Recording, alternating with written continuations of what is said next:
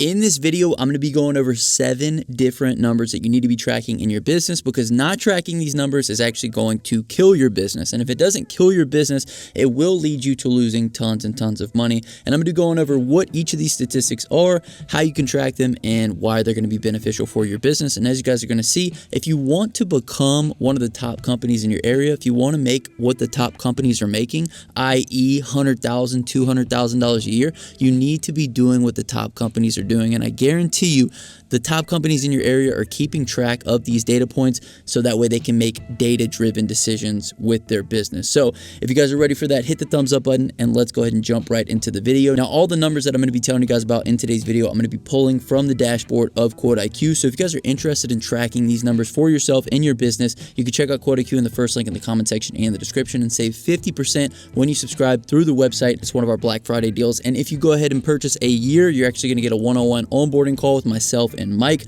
So that's something you guys definitely want to check out. Also, we're doing 50% off every product on our resource page for Black Friday. So you guys are going to want to be sure to check that out. It's the second link in the comment section description. You can save 50% on every course we have, including how to wash next level, local domination, the Christmas light boot camp, every course that we've ever created. So be sure to check it out. First and second link in the comment section and the description. But let's go ahead and get into some of these statistics that you need to be monitoring within your business. Now, if at any point I don't cover something that you guys are currently tracking within your business, please let me know down in the comment section below, because when we created this dashboard, I really wanted to create something that people could monitor and look at and get a quick view of where their business is at and make those data-driven decisions, as I kind of discussed earlier on in the video. So if you monitor any other analytics that you think we should include in the app, please let me know down in the comment section and the description. The first one I want to talk about, though, is the close ratio. Now, for anybody who doesn't know why close ratio is important, it's significantly important to how you're pricing. So we actually do a ton of one-on-one coaching, myself, Mike, and Aaron. And if you guys are interested in that, send me a DM on Instagram. I'll send you some more information. But one of the first things that we kind of go over with the people that we're coaching is, what is your close ratio? What do those numbers look like? Because those numbers are a great indication of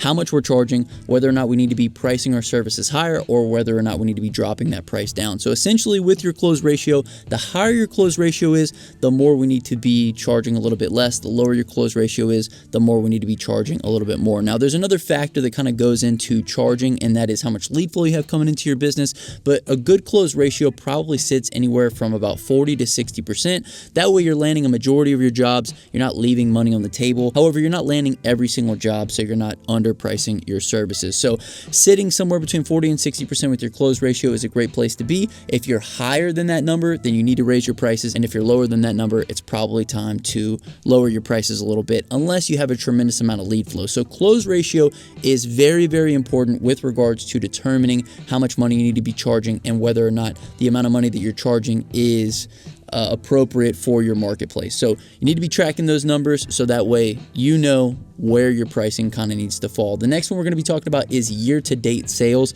Now, I love this year-to-date sales number because it's a quick view on where we're at. We can always look at what our last year-to-date sales numbers are, and we can kind of just get a glimpse on how good the business is doing. Now, year-to-date sales are important within the metrics that we show within Quote IQ for a couple different reasons. First and foremost, it shows you where you're at, but secondly, it allows us to show you where your profit and loss is. So with your profit and loss, you take your year-to-date sales and you subtract those by your expenses. So expenses is another thing that is tracked within the app, and if you don't know what your expenses are, then you don't really know what your profit is, or what your profit and loss statement is essentially. And the app helps you to track these numbers. So let's say if you didn't know your costs, you really don't know how much you're making. And a lot of people overshoot on how much they're making by not taking into consideration how many costs their business has. And when you do something like that, then you think that you're making more money than you are, which leads to more spending, which then leads to you making actually less money. So year-to-date sales, tracking sales in general, how much money you're making is incredibly important because it tells you how well your business is doing for that year.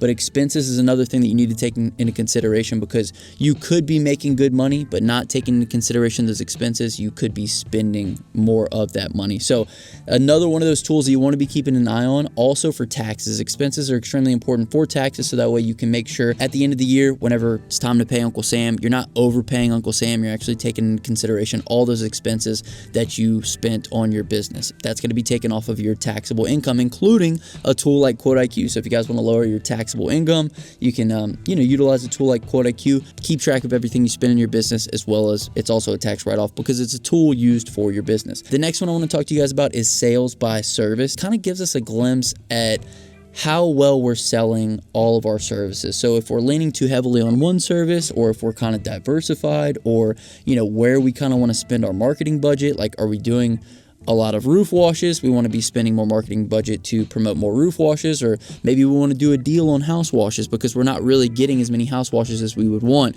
It kind of just gives us a glimpse on how diversified we are with our service offering and where we kind of want to allocate those advertising dollars and what things we want to be advertising in order to, drive to higher ticket services. So for example, if you looked at your sales by service and you noticed that roof washes were kind of down for last month, okay, great. We want to go ahead and pump a little bit more money in because we know that roof washes is where we make, a significant amount of our income. Or if you're like, hey, we're not selling that many driveway cleanings, we should really be offering that as an upsell, giving them a little bit of a deal, maybe a discount on a driveway when you book a house wash or a roof wash. That's something that you can see in here. So if you're not selling a lot of driveway cleanings, maybe let's offer an incentive whenever they book with another service, and that way we can kind of get that service in there too and start making some more money with that.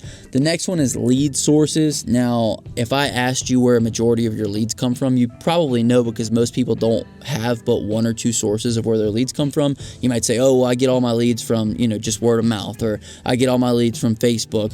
The ideal scenario would be that we had as many lead sources as absolutely possible. So we would be doing like postcards, flyers, door hangers. We would be doing, those are all boots on the ground marketing, but we would be doing yard signs and Facebook and Google, and we would have, referrals coming in, and we would have all these different sources. And basically when you have all these different sources come in, you can kind of get a glimpse at where are they coming in most from and where are we not getting any leads from. So like if your pie graph only showed that you were getting leads from Facebook, for instance, it's like, okay, well, it's time to probably diversify and find another route for acquiring customers, because the more ways you have of acquiring customers, the more money that you can ultimately make, the more you can start charging because you have more customers coming in, and the less leveraged you are to one way. I used to solely rely on Facebook and passing out flyers in order to get jobs, but that really wasn't a great way to go because now Facebook costs are kind of creeping up a little bit. There's more people marketing on Facebook. It's a little bit more expensive to run ads on Facebook, and so when you're kind of one-dimensional in that way,